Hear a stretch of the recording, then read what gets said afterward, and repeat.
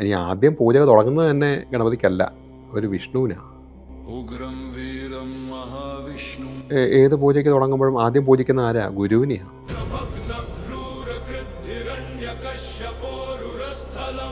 ശിവന്റെയും പാർവതിയുടെയും മകനാണ് ഗണപതി. പക്ഷെ ആ ഗണപതിക്ക് വേണ്ടിയിട്ടൊരു ഹോമം അവരുടെ കല്യാണ സമയത്ത് നടത്തി. സ്വന്തം പ്രജയുടെ ഒരു കള്ളത്തെ മാറ്റി സത്യം ആക്കാൻ വേണ്ടിയിട്ട് കൊമ്പുകൊണ്ടെടുത്ത് പുഴ മാറ്റി ഒഴുക്കിയെന്നും കഥയുണ്ട്. ഇപ്പം ജീവിച്ചിരിക്കുന്ന ആൾക്കാർക്ക് വരെ അനുഭവങ്ങൾ പലതാ. ഈ സൂര്യകാലടി മനയിലിരിക്കുന്ന മറ്റ് മൂർത്തികൾ ഏതൊക്കെയാണ് എന്നൊന്ന് പറയാമോ? അത് ഗണപതി അല്ലാതെ ഇനി ആദ്യം പൂജ തുടങ്ങുന്നത് തന്നെ ഗണപതിക്കല്ല, ഒരു വിഷ്ണുവിനാണ്. വിഷ്ണുവിനാണ് ആദ്യം പൂജ. അവിടെ പൂജ നടക്കുന്നത് അങ്ങനെയാ. സാധാരണ നമ്മൾ വിഘ്നങ്ങൾ മാറ്റാൻ ആദ്യമേ ഗണപതിക്കല്ലേ? അങ്ങനെയല്ല, അത് നമ്മൾ പൊതുവായിട്ടുള്ളൊരു ഇനി അത് നോക്കിയാലും ഏത് പൂജയ്ക്ക് തുടങ്ങുമ്പോഴും ആദ്യം പൂജിക്കുന്ന ആരാ? ഗുരുവിനെയാണ്, ഗണപതിയല്ല. ഒരു ഹോമകുണ്ഡം തന്നെ ശ്രദ്ധിച്ചോളൂ. ഈ സൈഡിൽ വലത്തെ സൈഡിൽ ഗുരുവിൻ്റെ സ്ഥാനമാണ്. പീഠപൂജ തുടങ്ങുമ്പോഴും ഗുരുവിനെയാണ് ആദ്യം വന്ദിക്കുന്നത്. അത് കഴിഞ്ഞാൽ ആദിമൂല ഗണപതി മൂലയിലുണ്ട്. ഇപ്പോൾ ഗണപതിയെ ഇപ്പോൾ സൂര്യകാലി ഗണപതി ഹോമം നടക്കുന്ന സമയത്താണെങ്കിലും ഇടത്തെ സൈഡിൽ ഗുരുവും വലത്തെ സൈഡിൽ ഗണപതിയും. ആ ഗണപതി ആദിമൂല ഗണപതി എന്ന് പറയാം. അതായത് ശിവപാർവതിമാരുടെ വിവാഹം നടന്ന സമയത്ത് ഒരു ഗണപതി പൂജ നടത്തിയെന്ന് നമ്മൾ കേട്ടിട്ടുണ്ട്. അപ്പൊ ഈ കഥ ഈ പറഞ്ഞില്ലേ, കഥ ടൈം ലൂപ്പാണ്. ഇതെല്ലാം ഒരു ടൈം ലൂപ്പാണ്. അതാണ് ഗണപതി എവിടെയാണ് ഉണ്ടായത് എന്നൊരു ചോദ്യം. അതിനോട് ഒന്നും നമുക്ക് പൂർണ്ണമായിട്ടും അറിയാക്കാൻ പാകത്തുള്ള കഥകളുമായിട്ട്, അതാ പറഞ്ഞത്, കഥകളുമായിട്ട് പൂർണ്ണമായിട്ടും ഇതിനെ അങ്ങോട്ട് യോജിപ്പിക്കാൻ. ശിവന്റെയും പാർവതിയുടെയും മകനാണ് ഗണപതി. പക്ഷെ ആ ഗണപതിക്ക് വേണ്ടിയിട്ടൊരു ഹോമം അവരുടെ കല്യാണ സമയത്ത് നടത്തിയിരുന്നു. ഹോമമോ അല്ലെങ്കിൽ പൂജയോ നടത്തി ഒരു നിവേദ്യം. ഏതിൻ്റെ തുടക്കത്തിന് ഗണപതി സർവ്വവിഘ്നങ്ങൾക്കും ചെയ്യാൻ വേണ്ടിയിട്ടുള്ളത് ഒരു ധ്യാനഭാവമാണ് ഗണപതി. അതിന് ആദിമൂല ഗണപതി എന്ന് പറയാം. ഇത് രണ്ടും രണ്ട് ധ്യാനമാണ്. ഇപ്പം ഈ മഹാഗണപതി ഹോമം നടത്തുമ്പോൾ നമുക്ക് ഇനി ചന്ദ്രനിൽ പോയി ഗണപതി ഹോമം കഴിച്ചാൽ ഈ ധ്യാനത്തിലേ പറ്റുള്ളൂ. അവിടുത്തെ ഒരു വ്യക്തിക്ക് ഈ മുമ്പേ പറഞ്ഞ കുടുംബസ്ഥനായിട്ടുള്ള ശൈവ വൈഷ്ണവ ശാക്തേയങ്ങളായിട്ടുള്ള സർവ്വ ദേവതാ സാന്നിധ്യത്തോടു കൂടിയിരിക്കുന്ന സൂര്യമണ്ഡല മധ്യസ്ഥനായിരിക്കുന്ന ഗണപതിയെ നമുക്ക് ഹോമാഗ്നിയിലേക്ക് തങ്കൽ നിന്നും കൊണ്ടുവരാൻ പറ്റുള്ളൂ. അല്ലാണ്ട് എൻ്റെ ഇല്ലത്തുനിന്ന് കൊണ്ടുവരികയല്ല. ഇതൊക്കെ നമ്മളിലുണ്ടെന്നുള്ളൊരു സത്യവും അതിനകത്തുണ്ട്. ഇതെല്ലാം നമ്മളിലൊക്കെ തന്നെയാണെന്നുള്ള ഒരു വലിയൊരു നിതാന്തമായിട്ടുള്ളൊരു സത്യം അവിടെ കിടക്കുക. തങ്കൽ നിന്നുമാണ് ആ ചൈതന്യത്തെ കൊണ്ടുവരുന്നത്. അത് അവിടുത്തെ ആ ഉപാസനാ സമ്പ്രദായം ഉള്ളത് കൊണ്ട് അവരാണ് ആ ഒരു ധ്യാനഭാവം ഉപയോഗിക്കുന്നത്. ഇനി ശിഷ്യരായിട്ടുള്ളവർക്ക് ചിലപ്പോൾ പറഞ്ഞിട്ട് കൊടുത്ത് നേരാമണ്ണം പറഞ്ഞു അത് ഈ പാത്രം അറിഞ്ഞ് കൊടുക്കാവുള്ളെന്നും രണ്ടുണ്ട്. പാത്രം അറിഞ്ഞ് കൊടുക്കാവൂ എന്നുള്ളത് പോലെ കൊടുക്കുന്ന ആളുടെ ഇതും കൂടി രണ്ടും സമമാവണം. എങ്കിൽ മാത്രമേ ഈ ഗുരുശിഷ്യ ബന്ധം പൂർത്തിയാവുള്ളൂ. ഇത് മാത്രമേ നമ്മൾ പറയാറുള്ളൂ, പാത്രം അറിഞ്ഞ് കൊടുക്കാവൂ എന്ന് പറയാറുള്ളൂ. അതല്ല, രണ്ടും വേണം. ഇയാൾക്ക് അർഹതയുണ്ടോ എന്നുകൂടി നോക്കണം. അയക്കത് വാങ്ങിക്കാനുള്ള അർഹതയുണ്ടോ? ഈ രണ്ട് അർഹതകളും തുല്യമായെങ്കിൽ മാത്രമേ ഈ ഗുരുശിഷ്യ ബന്ധത്തിന് ഇത് വരുള്ളൂ. അപ്പോൾ ഒരുപക്ഷെ ഇത് ഈ ഒരു പരമ്പരയായിട്ട് മാത്രം കൊടുത്ത് വരുന്നതാണ്. ആ ഒരു ഇതിനെ ഇപ്പോഴും നിലനിർത്തി പോകുന്നു. അപ്പോൾ ആ ദേവതകളിലേക്ക് വന്നു കഴിഞ്ഞാൽ വിഷ്ണു ആദ്യം വിഷ്ണു, അത് കഴിഞ്ഞാൽ ഈ ഗണപതി, ഈ ധ്യാനത്തിലുള്ള ഗണപതി, അത് കഴിഞ്ഞ് കഴിഞ്ഞാൽ ശിവൻ, ദുർഗ. ഇതൊക്കെ ഒരു പക്ഷേങ്കിൽ ഈ പറഞ്ഞ പോലെ പലായനം നടത്തിയ സമയത്ത് അന്നത്തെ നമ്മുടേതായിട്ടുള്ള ഉപാസിച്ചു വന്ന ക്ഷേത്ര കാര്യങ്ങളൊക്കെ ഉണ്ടായിരുന്നിരിക്കാം. അതിന് മുൻപുള്ള, അതായത് ചിലപ്പോൾ അവരുടെ ഉപാസനാമൂർത്തികളായിരിക്കാം. ഉപാസന ക്ഷേത്രങ്ങൾ തന്നെ ഉണ്ടായിരുന്നു. ആ വടക്ക് ഭാഗത്ത് ഭാരതപ്പുഴയുടെ തീരങ്ങളിൽ താമസിച്ചിരുന്ന സമയത്ത് ഇപ്പോൾ പറഞ്ഞില്ലേ തിരുനാവായ ക്ഷേത്രം ഇല്ലത്തെയായിരുന്നു. അതിൻ്റെ വരുമാനം കൂടിയപ്പോൾ സാമൂതിരി പിടിച്ചു വാങ്ങിച്ചു എന്നാണ് വാമൊഴിയായിട്ടുള്ള കേട്ടുള്ളതാണ്. മാൻസ്ക്രിപ്റ്റ് ലൈബ്രറിയിൽ ഇതിനകത്ത് പറഞ്ഞിട്ടുണ്ടോ എന്ന് കൂടി സംശയമുണ്ട്. ആ കഥകളൊക്കെ ഭാരതപ്പുഴയുടെ ഇതിനെക്കുറിച്ച് അതിനെക്കുറിച്ച് കൂടുതൽ പഠിച്ച ഒരാളിങ്ങനെ പറയുകയൊക്കെ ഉണ്ടായി. തിരുവനന്തപുരത്തെ അതിനകത്ത് ഇപ്പോൾ ചില ഭാഗങ്ങളൊക്കെ പറഞ്ഞിട്ടുണ്ട് എന്നൊക്കെ പറഞ്ഞിട്ടുണ്ട്. ഇവിടുന്ന് അങ്ങോട്ട് പലായനം നടത്തിയതിൻ്റെയും അതുകൊണ്ടൊരു നല്ലൊരു കഥയാണത് കേട്ടോ. അതായത് ഒരു കാലഘട്ടത്തിൽ കാസർഗോഡ് ഒഴുകുന്ന ചന്ദ്രഗിരി, അതിലൂടെ ഇപ്പോഴും ഒഴുകുന്ന ചന്ദ്രഗിരി പുഴയ്ക്കും നമ്മുടെ ഇപ്പോൾ മീനച്ചിൽ നദി എന്ന് പറയുന്നത് ഒരു കാലഘട്ടത്തിൽ അതിന് കൗണി നദി എന്നുള്ള പേരും കൂടി ഉണ്ടായിരുന്നു പോലും.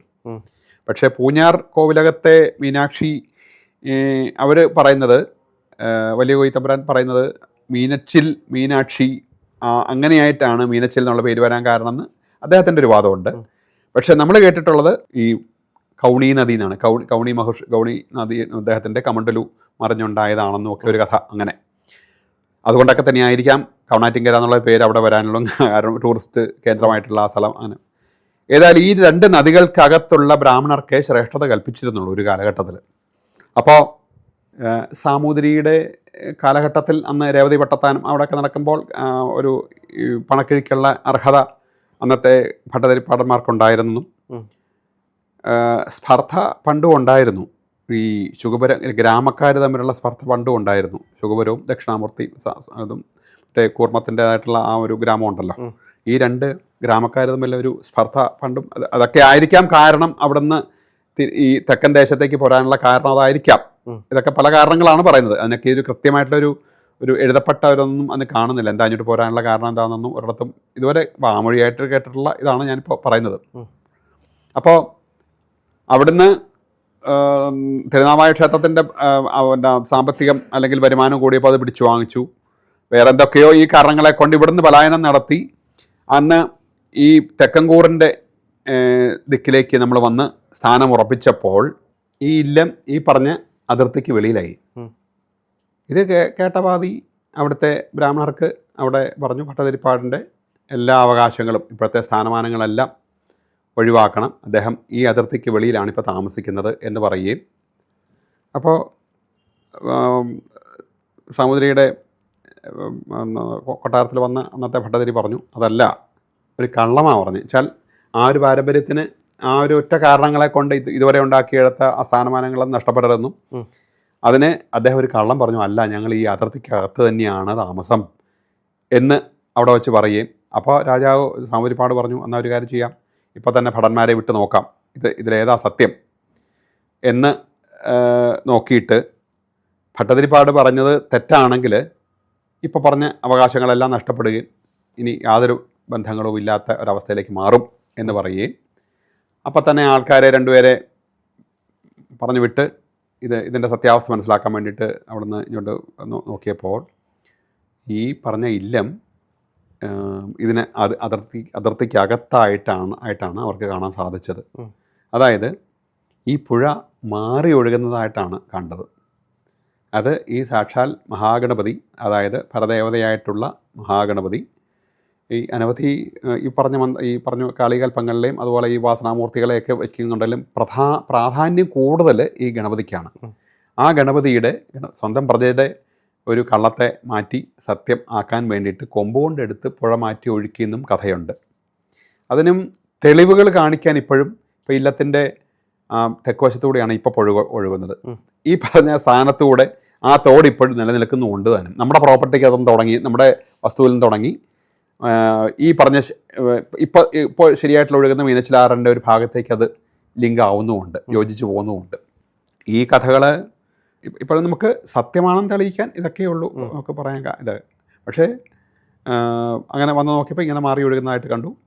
അങ്ങനെ അതിൽ നിന്ന് ആ പഴയ സ്ഥാനമാനങ്ങളൊക്കെ തന്നെ നിലനിൽക്കുകയും ഒക്കെ ചെയ്യുകയൊക്കെ ഉണ്ടായി. അതും ആ ഗണപതിയുടെ ശക്തിയാണ്. ആ വാസനാമൂർത്തിയുടെ അന്ന് ഇവരെ ഗണപതി ഉണ്ടെന്ന് പറഞ്ഞിട്ട് കാര്യമില്ല, ഇവരത് ആ ഉപാസനകൾ അത് വേണ്ടും വണ്ണം ചെയ്തത് കൊണ്ടായിരിക്കുമല്ലോ ഇങ്ങനെ ഒരു ഫലം വരാൻ കാരണം. അങ്ങനെ ഒരു കഥ ഇതിനകത്ത് ഐതിഹ്യമാലയിലൊക്കെ എപ്പോഴും അത് പറഞ്ഞിട്ടുണ്ട്. എന്തൊക്കെയായാലും ഇപ്പം ജീവിച്ചിരിക്കുന്ന ആൾക്കാർക്ക് വരെ അനുഭവങ്ങൾ പലതാ. എന്തിനും നമ്മുടെ ജീവിതോപാധി അതൊന്ന് ഓരോരുത്തർക്കും അവരുടേതായിട്ടുള്ള ഉപാധികളുണ്ട്. പ്രധാനമായിട്ടും അതൊക്കെ തന്നെയാണ്. അതിൻ്റെ ഇത്രയും കാലങ്ങൾ എത്രയോ എത്ര പ്രശ്നങ്ങളുണ്ടായിട്ടും അതിനെയൊക്കെ അതിജീവിച്ച് ഇന്നും ആ പാരമ്പര്യം നിലനിർത്താൻ പറ്റുന്നു. അതിനെ അതാത് കാലഘട്ടങ്ങൾക്ക് അനുയോജ്യമായിട്ടുള്ള രീതിയിൽ മറ്റുള്ള ആൾക്കാരിലേക്ക് പകർന്നു കൊടുക്കാൻ സാധിക്കുന്നു. ഇപ്പോൾ ജീവിച്ചിരുന്ന ആൾക്കാരെ കൊണ്ട് മാത്രമാണ് ഇത്രയും പ്രശസ്തി വന്നതെന്നൊന്നും ഒരിക്കലും അവകാശപ്പെടാൻ ഞങ്ങൾക്ക് ആർക്കും ഒരവകാശമില്ല. അപ്പോൾ എത്രയോ മഹത്തുക്കളായിട്ടുള്ള ആ ഒരു വലിയൊരു തപോധനന്മാരായിട്ടുള്ള ഭാരതത്തിന്റെ പൈതൃകങ്ങളൊരു ഏട് കൂടിയാണ്. ഒരു വലിയൊരു നിയന്ത്രണം ഇതിനകത്തുണ്ട്, ഈ ഒരു കഥയ്ക്കുണ്ട്, ഈ ഒരു ചരിത്രത്തിനുണ്ട്, ഈ ഒരു പാരമ്പര്യത്തിനുണ്ട്.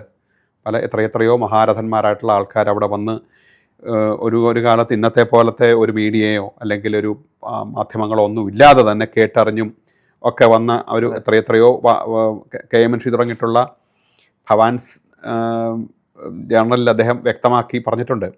അന്നത്തെ ഉപപ്രധാനമന്ത്രിയായിരുന്നു KMNC അദ്ദേഹം.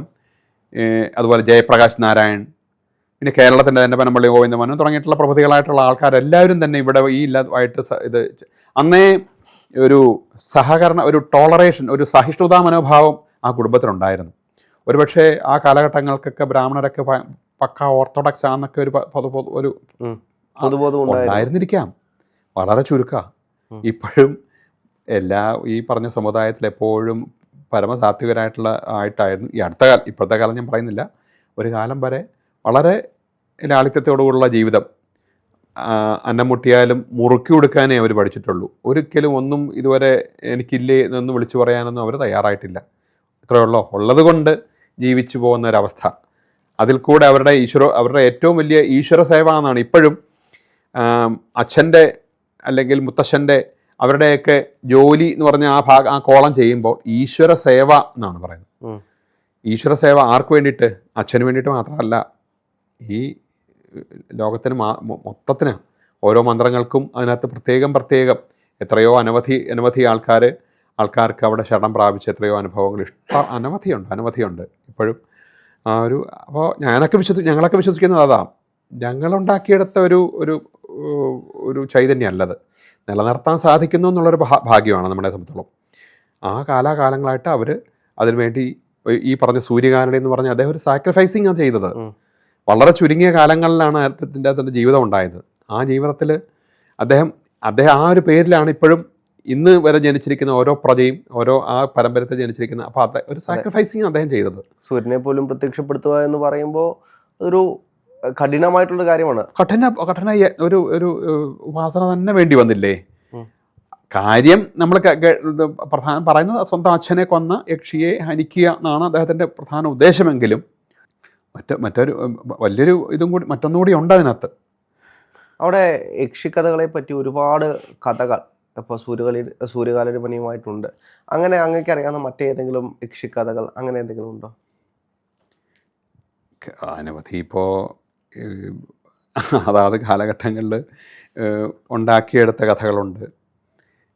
ഈ പറഞ്ഞ പോലെ ഞാൻ കേട്ടിട്ടുള്ള കഥ ഈ ഒരു യക്ഷിയെ മാത്രം ബന്ധപ്പെടുത്തി മാത്രമേ ഞാൻ കേട്ടിട്ടുള്ളൂ. മറ്റ് കഥകൾ അനവധി മെനഞ്ഞവരുണ്ട്. ചിലപ്പോൾ അവരുടേതായിട്ടുള്ള വാക്ചാതുരി കൊണ്ടും ഒക്കെ ഉണ്ടാക്കി എടുത്ത എത്രയോ പല നമ്മൾ കേൾവിയില്ല. എത്രയോ നാടകങ്ങൾ, എത്രയോ സിനിമകൾ ഇറങ്ങിക്കഴിഞ്ഞു ഇതിനോടകം. അപ്പോൾ അതിനകത്ത് പാമ്പ് കടിച്ച് മരിക്കുന്നതായിട്ടും ഒക്കെ കാണുന്ന ചില ഇതിലേക്കൊക്കെ കൺവേർട്ട് ചെയ്ത് പോകുന്നുണ്ട്. ഈ ചരിത്രത്തിനെ വളച്ചൊടിച്ചും ഒക്കെ വളരെ അതാത് കാലഘട്ടങ്ങളിലെ വായനക്കാർക്ക് സന്തോഷപ്രദമാവുന്ന രീതിയിലുള്ള വളച്ചൊടിച്ചിട്ടുണ്ട് ഇതിനകത്ത്. ഞാൻ കേട്ടിട്ടുള്ള യക്ഷിക്കഥ ഇത് മാത്രമേ ഉള്ളൂ, അല്ലാണ്ട് മറ്റ് യക്ഷിക്കഥകളൊന്നും അതിനകത്ത് എൻ്റെ ഇത് കേട്ടിട്ടില്ല.